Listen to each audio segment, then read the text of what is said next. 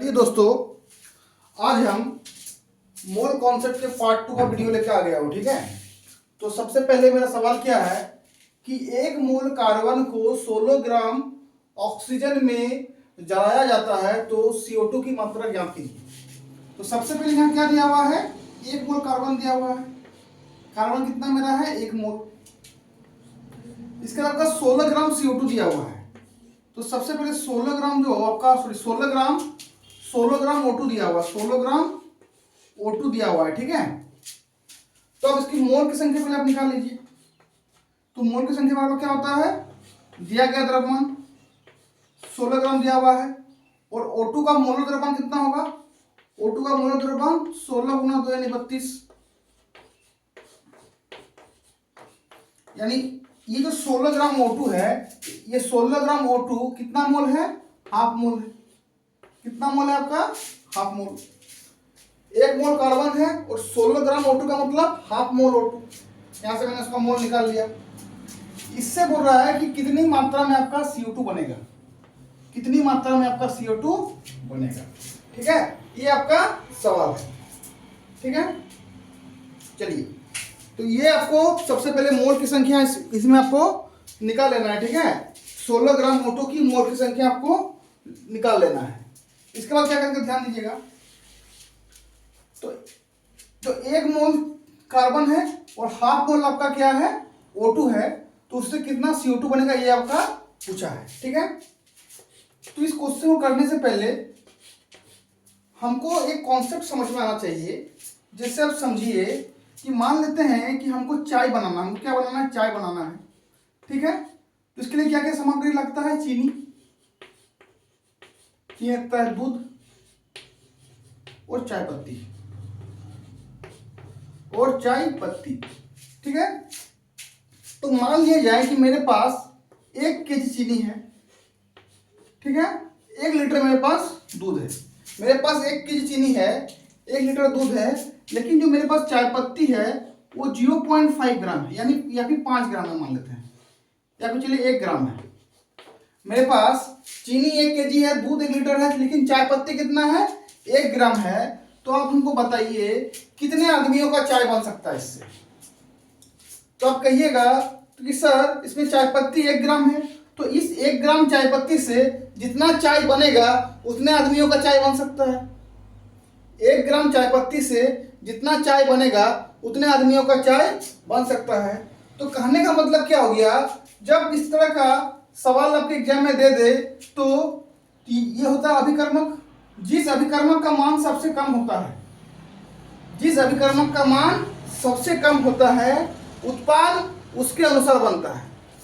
बात समझ में आ गया कि अगर एक रिएक्शन दिया हुआ है, बोलेगा कि कितना उत्पाद आपका बनेगा, तो हम चेक करेंगे कि अभिकारक की मात्रा, जिस अभिकारक की मात्रा सबसे कम होगा उसके हिसाब से आपका उत्पाद बनेगा। तो यहाँ पर कार्बन 1 मोल है, ऑक्सीजन हाफ मोल है, यानी आपको उत्पाद इस हाफ मोल ऑक्सीजन के कारण मिलेगा। तो यहाँ पर हाफ मोल है, तो इस ऑक्सीजन को भी आप हाफ कीजिए। ठीक है, इस ऑक्सीजन को भी आप हाफ कीजिए।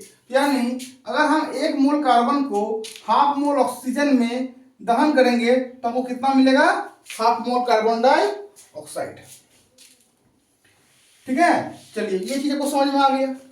तो अब मेरे पास क्या है, हाफ CO2 का मतलब क्या हो गया, हाफ CO2 का मतलब हो गया कि CO2 की मात्रा कितना है, CO2 की मात्रा है आपका हाफ मोल। ये समझ में आ गया, हाफ मोल। ये क्या आपका मोल की संख्या है, ये क्या है, मोल की संख्या है। तो CO2 का मोल कितना दिया हुआ है, हाफ मोल। अब हम आगे बढ़ते हैं। पिछले वीडियो में मैंने आपको पढ़ा था कि 1 मोल किसी भी पदार्थ का जो 1 मोल होता है, किसी भी पदार्थ का जो 1 मोल होता है वह उसके मोलर द्रव्यमान के बराबर होता है, वह उसके मोलर द्रव्यमान के बराबर होता है। तो 1 मोल CO2 का मतलब कितना हो गया, तो CO2 का मोलर द्रव्यमान कितना होता है, 44 ग्राम। तो 1 मोल CO2 का मतलब हो गया 44 ग्राम। तो हाफ मोल CO2 कितना, मेरा हाफ मोल है, तो हाफ मोल CO2 कितना ग्राम के बराबर होगा। अगर 1 मोल CO2 44 ग्राम के बराबर है तो half mole CO2 44 into half equal to 22 gram. यानी 1 मोल कार्बन को जब 16 ग्राम ऑक्सीजन में जलाया जाता है तो CO2 की मात्रा, तो अगर इसमें ध्यान दीजिएगा, अगर मात्रा मोल में पूछा है तो उसका आंसर होगा हाफ मोल। उसका आंसर क्या होगा? अगर ऑप्शन में मोल दिया है तो आंसर क्या होगा? Half mole. और अगर आंसर में ग्राम में आंसर दिया गया है तो ग्राम में कितना आंसर होगा? 22 ग्राम। तो आप लोग का ऑप्शन जिस हिसाब से होगा उस हिसाब से आप लोग आंसर दीजिएगा। ठीक है, चलिए, तो ये चीज आपको समझ में आ गया होगा कि किस तरह से हमको इस क्वेश्चन को अटेम्प्ट करना है। सबसे पहले यहीं पर आपको दिमाग लगाना है, ठीक है, कि जिस अभिकारक की मात्रा कम होगी उत्पाद उसके हिसाब से बनेगा। ठीक है, चलिए, तो ये वाला आपका हो गया।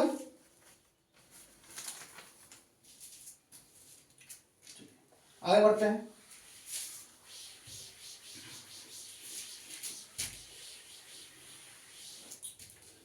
एक और स्टेप का सवाल आता है कि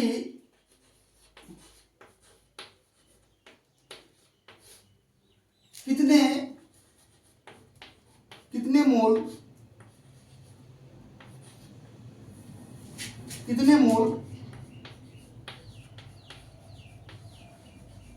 मीथेन का दहन करने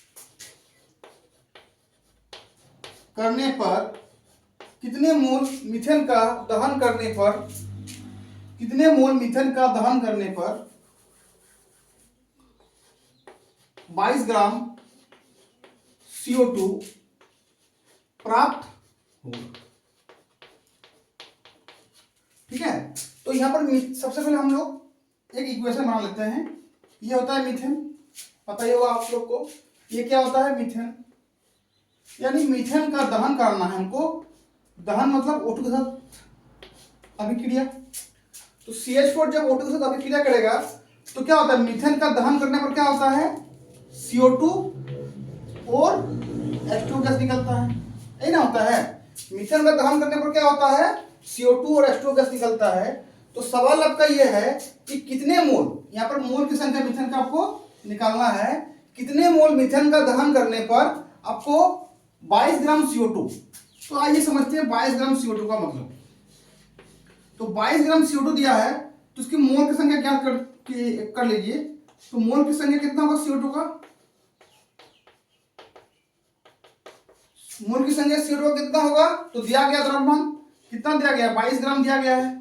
और CO2 का मोलर द्रव्यमान कितना होता है? कितना होता है CO2 का मोलर द्रव्यमान? कार्बन का 12 और 2 ऑक्सीजन है, ऑक्सीजन का 16 होता है, यानी 12 प्लस 32 यानी 44। तो CO2 का मोलर द्रव्यमान कितना होता है? 44। कट गया आपका 1/2, यानी आपको कितना चाहिए? Half mole. यानी ये 22 ग्राम CO2 का मतलब क्या हो गया आपका? Half mole CO2। 22 ग्राम CO2 का मतलब क्या हो गया आपका? Half mole CO2। अब आप बताइए, एक चीज बताइए, सिंपल सा एक सवाल है कि अगर हमको ये बनाना है, हाफ मोल कार्बन बनाना है, तो उसको बैलेंस करने के लिए यहाँ पर कितना देना होगा? हमको हाफ मोल देना होगा। यही ना करना होगा कि हमको कार्बन आधा है तो इस कार्बन को भी क्या करना होगा? वो आधा करना होगा। बाकी H2 को बैलेंस करने का जरूरत नहीं है। तो हमको साफ साफ दिखाई दे रहा है, हमको साफ साफ क्या दिखाई दे रहा है कि अगर हमको हाफ मोल कार्बन डाइऑक्साइड चाहिए तो मीथेन को भी कितना लेना होगा? हमको हाफ मोल। तो कितने मोल मीथेन का आवश्यकता है? तो आंसर क्या हो जाएगा आपका? सीधा सा हाफ मोल। ठीक है, आंसर क्या होगा आपका? हाफ मोल, या इसको हम लिख सकते हैं 0.5 मोल। चलिए इसको नोट कर लीजिए आप लोग।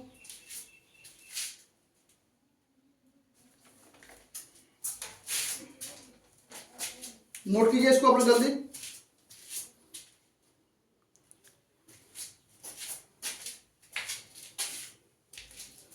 चलिए एक और क्वेश्चन हम लोग देखते हैं।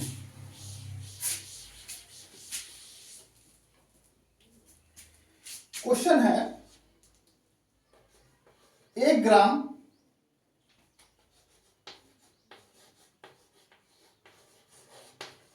हाइड्रोजन में 1 ग्राम हाइड्रोजन में उपस्थित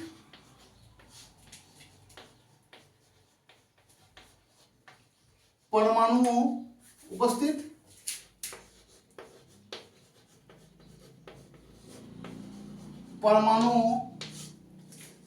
की संख्या ज्ञात करें। 1 ग्राम हाइड्रोजन में उपस्थित परमाणुओं की संख्या ज्ञात कीजिए।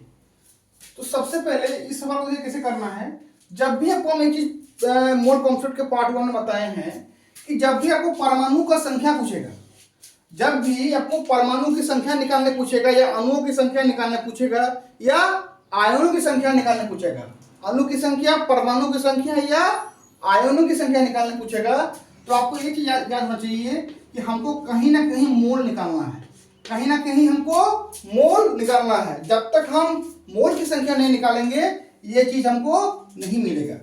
तो 1 ग्राम हाइड्रोजन दिया हुआ है, 1 ग्राम हाइड्रोजन दिया हुआ है। तो सबसे पहले समझते हैं 1 ग्राम हाइड्रोजन कितने मोल के बराबर होते हैं, कितने मोल के बराबर होते हैं। सबसे पहले आपको ये निकालना है। तो हाइड्रोजन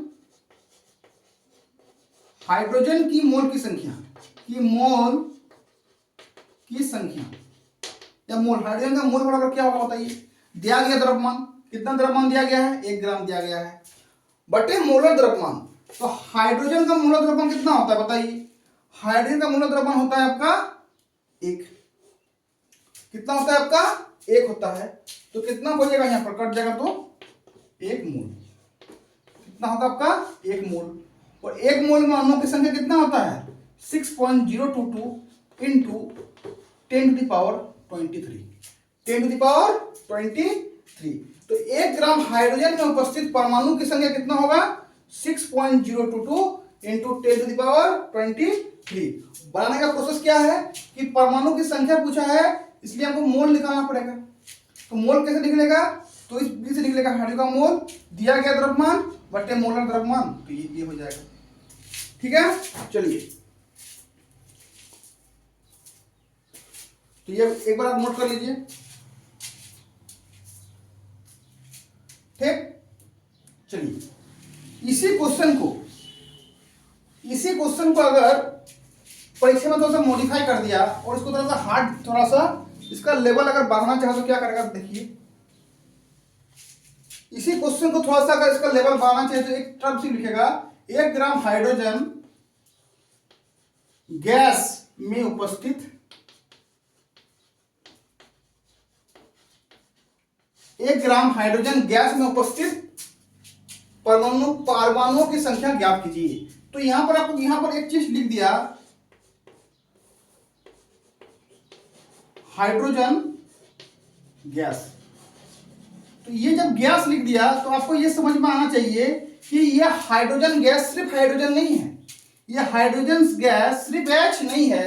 अगर यहां पर हाइड्रोजन रहता तो हम इसको H मानते, लेकिन जैसे इसमें लिख दिया हाइड्रोजन गैस तो आपको मान के चलना है ये क्या है, H2 है। यानी आपको क्या पूछा है, 1 ग्राम, यानी क्वेश्चन का मतलब क्या हो गया, 1 ग्राम H2 में उपस्थित परमाणु की संख्या। तो फिर से यहाँ पे टर्म दिया गया है परमाणु की संख्या, यानी आपको क्या निकालना है, मोल। क्या निकालना है आपको, मोल निकालना है। ठीक है, चलिए कैसे निकालना देखते हैं। तो सबसे पहले हम लोग क्या करेंगे, H2 की मोल की संख्या कितना होगा, H2 की मोल की संख्या कितना होगा, दिया गया द्रव्यमान बटे मोलर द्रव्यमान। तो H2 का मोलर द्रव्यमान कितना होगा, 2 इंटू H, यानी 2 इंटू 1 इक्वल टू 2। तो कितना होगा आपका, हाफ मोल। कितना होगा आपका, हाफ मोल। ये चीज आपको पता है, कितना होगा आपका, हाफ मोल। तो एक चीज समझिए कि अगर H2 1 मोल रहता, अगर H2 1 मोल H2 में परमाणुओं की संख्या बताइए कितना होगा। चलिए इसको थोड़ा सा मैं बढ़िया से लिख देता हूँ, ठीक है। तो ये हाफ मोल आपको समझ में आ गया होगा। कितना निकला, H2 की मोल की संख्या कितना निकल गया, हाफ मोल, यानी 0.5 मोल। कितना निकल गया आपका, 0.5 मोल। अब आप यहाँ पर क्या लिखेंगे, एक मोल H2 में, एक मोल H2 में परमाणुओं की संख्या, एक मोल H2 में परमाणुओं की संख्या कितना होगा, 6.022 इंटू 10⁻23, यही ना होगा आपका, 6.022 इंटू 10⁻23, ये होगा आपका एक मोल H2 में परमाणुओं की संख्या। तो आपका यहाँ पर H2 कितना लिया, हाइड्रोजन गैस कितना लिया हुआ है, हाफ मोल। तो हम यहाँ पर लिखेंगे हाफ मोल H2 में परमाणुओं की संख्या कितना होगा, कितना होगा बताइए, 6.022 इंटू 10⁻23, एक मोल पे इतना, तो हाफ मोल में 0.5 से गुना करेंगे, 0.5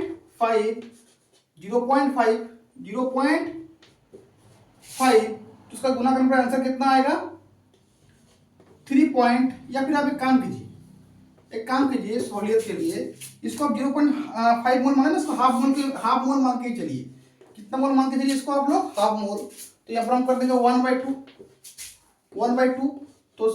तो 6.022 इंटू 2 इंटू 10⁻23, तो यहाँ पर आपका हो जाएगा 3.011 इंटू 10⁻23, यह हो गया आपका हाफ मोल यानी 0.5 मोल यानी हाफ मोल लिख दीजिए यहाँ पर, सेम एक ही चीज है, हाफ मोल H2 में उपस्थित परमाणुओं की संख्या।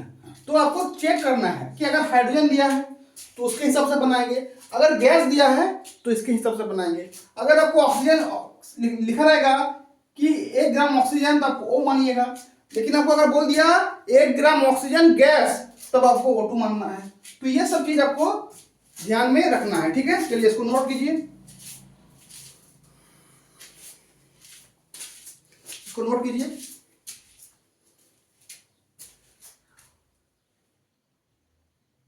चलिए लास्ट टॉपिक ये है आपका एसटीपी, ठीक है, और एनटीपी, एसटीपी और एनटीपी, ठीक है। तो एसटीपी और एनटीपी, ठीक है, ये दो है, स्टैंडर्ड टेम्परेचर प्रेशर और नॉर्मल स्टैंडर्ड टेम्परेचर प्रेशर और नॉर्मल टेम्परेचर प्रेशर। क्वेश्चन क्या आएगा मैं सिर्फ वही समझा रहा हूं, ठीक है, डिटेल में समझने का आप लोग समझ लीजिएगा अगर क्लास में पढ़े हैं तो।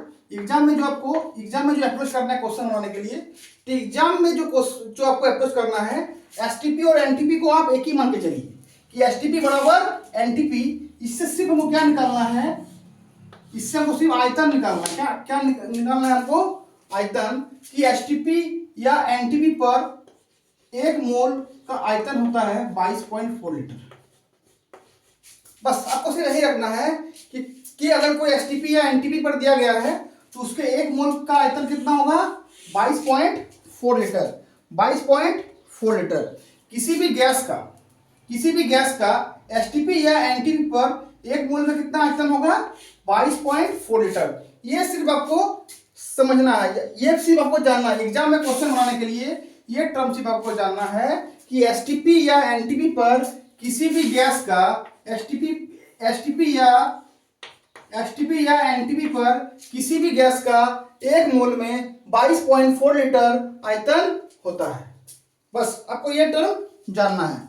चलिए एक सवाल हम लोग करके देख लेते हैं। सवाल है एसटीपी पर 11.2 लीटर ऑक्सीजन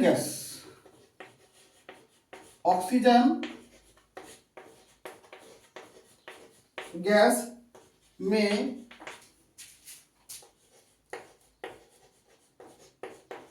परमाणुओं की संख्या ज्ञात करें।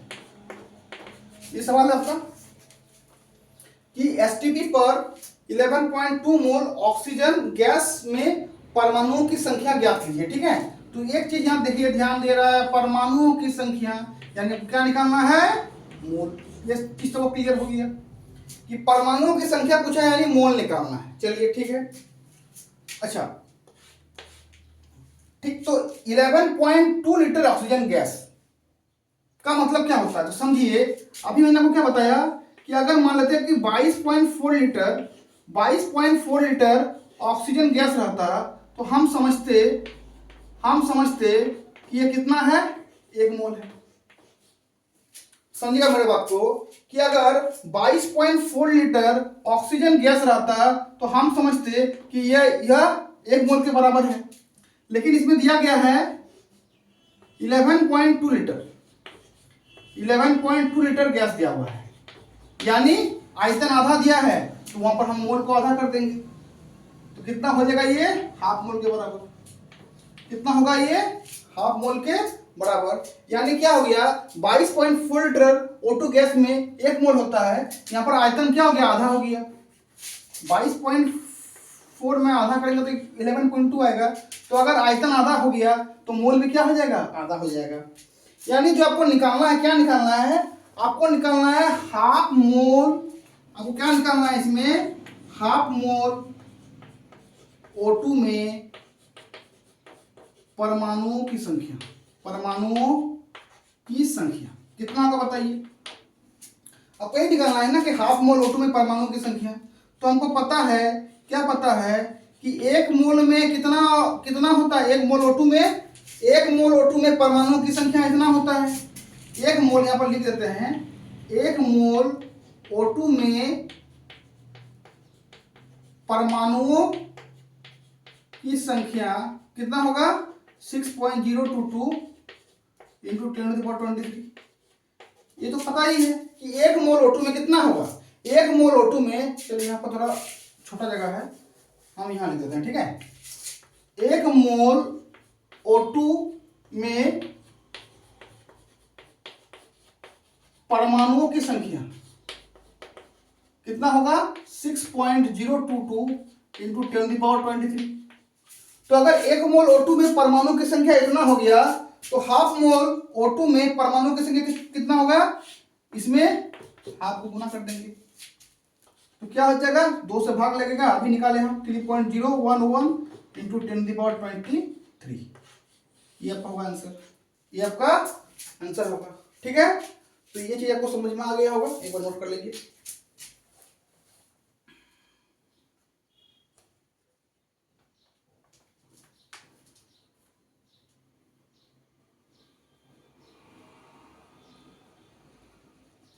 ठीक है, तो चलिए, तो ये आपका लास्ट टाइप ऑफ क्वेश्चन था, इसको आप बना लीजिएगा और इस चीज को याद रखिएगा कि एसटीपी या एनटीपी पर किसी भी गैस का 1 मोल में कितना होता है आयतन, 22.4 लीटर। ऑब्जेक्टिव में ऐसा क्वेश्चन पूछ देगा कि बताइए किसी भी गैस का एनटीपी पर 1 मोल में कितना आयतन होगा, तो आपको निकालना है 22.4 लीटर। ठीक है, तो आशा करते हैं कि मोल कॉन्सेप्ट का ये जो पार्ट 2 में जिन जिन क्वेश्चनों को मैंने किया और जिस अप्रोच से मैंने किया, आपको वो अप्रोच बढ़िया से समझ में आ गया होगा। ठीक है, तो आज का वीडियो हम लोग यहीं पर समाप्त करते हैं। धन्यवाद।